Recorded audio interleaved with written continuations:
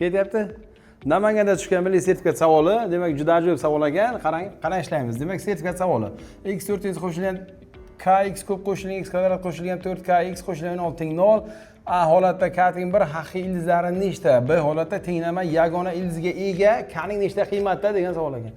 Biz misol oxirigacha ishlamaymiz. Ya'ni usul beramiz, shu usuldan chiqishi aniq. A holatdagi nechini ko'ramiz. Demak, k ni o'rniga 1 qo'yib chiqsak, x 4-si qo'shilgan x ning kubi qo'shilgan x kvadrat qo'shilgan 4x qo'shilgan 16 teng 0 bo'ladi. Bu tenglamani yechimi 0 emasligi aniq. Shuning uchun biz x kvadratga bo'lib yuborish bilan o'zimizga oson holatga olib kelamiz. X ning kvadrati qo'shilgan x qo'shilgan 1 qo'shilgan 4 taqsim x qo'shilgan 16 taqsim x kvadrat teng 0. Demak, o'z-o'zidan bu bilan mana bu ikkalasini sherik qilsak, x kvadrat bilan 16 taqsim x kvadrat sherik qilsak, biz ham buni x qo'shilgan 4 taqsim x ning kvadrati ayrilgan 8 deb bu ikkalasini o'rniga yozsak bo'ladi. Shaklni almashtirib, qo'shilgan bu ikkalasini bitta qavsga x qo'shilgan 4 taqsim x qo'shilgan 1 bu alohida mana bu yerda turibdi, teng 0. Demak, bu holatda buni t deb belgilashga kiritasiz. T kvadrat qo'shilgan t ayrilgan 7 teng 0. T ni topasiz. T ni qiymati 2 ta chiqadi va bu bilan tenglab shunda siz x1 x2 larni topishingiz mumkin. Demak, bu misol ancha osonlashdi.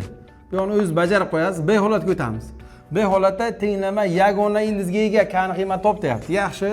Bunda ham shu k ni o'rniga 1 qo'ymaymiz-da-yu, lekin shu holatda x kvadratga bo'lib olamiz. Demak, shunda x kvadrat qo'shilgan kx, ya'ni buni x kvadratga bo'lib yubordik.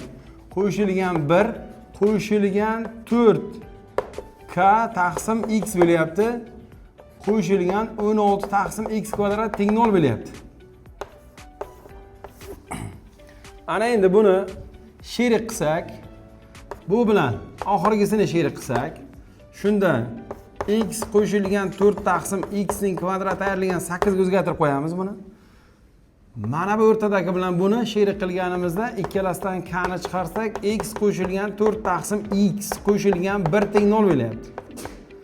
Demak, buni ham xo'p, yagona ildizga ega bo'lish uchun mana shu ifoda yagona bo'lish sharti ham bor. X qo'shilgan 4 taqsim x teng shu ifoda yagona ildizga ega bo'lishi uchun Qo'shiq tengsizlikda buni o'qishda yaxshi biladi. Bir-biriga teng bo'lganda yagona ildiz bo'ladi. Ya'ni buning yagona ildizi xo'p x teng 4 taqsim x ga bo'lganda yagona ildiz chiqadi. X teng 2 va x teng -2 da yagona ildizga ega bo'ladi. Demak, x o'rniga siz 2 ni qo'yasiz birinchi holatda. X o'rniga 2 ni keltirib qo'yganimizda bu bizga ifoda bo'ladi. 2 ni qo'shamiz 4 bo'ladi. Ya'ni mana shu ifodani o'rniga 4 qo'ysak, tenglama yagona ildizga bo'ladi va -4 qo'ysak ham yagona ildizga ega bo'ladi. 4 qo'yib ko'ramiz birinchi holatda. 4 kvadrat ayrilgan 8 qo'shilgan k ko'paytirilgan 4 qo'shilgan 1 teng 0. Bu yerda k ni bitta qiymat chiqadi. Xo'p, ayirsak 8, buni qo'shsak 9, k teng bo'lyapti 9 taqsim 4 minusdan. K1. Endi -2 ni qo'yganimizda -4 bo'ladi. Ketir -4 ni bu yerga qo'ysak, -4 ning kvadrati ayrilgan 8 ayrilgan 4k qo'shilgan 1 teng 0 ga. Buni hisoblab ko'rsak, demak, bu bizga 16 ayrilgan 8, 8 ni beradi, 1 ni qo'shsak 9 bo'ladi. K ni qiymati 9 taqsim 4 chiqar ekan. Demak, k mana shu holatda tenglamani ildizi yagona yechim chiqar ekan. Bu narsani eslab qoling.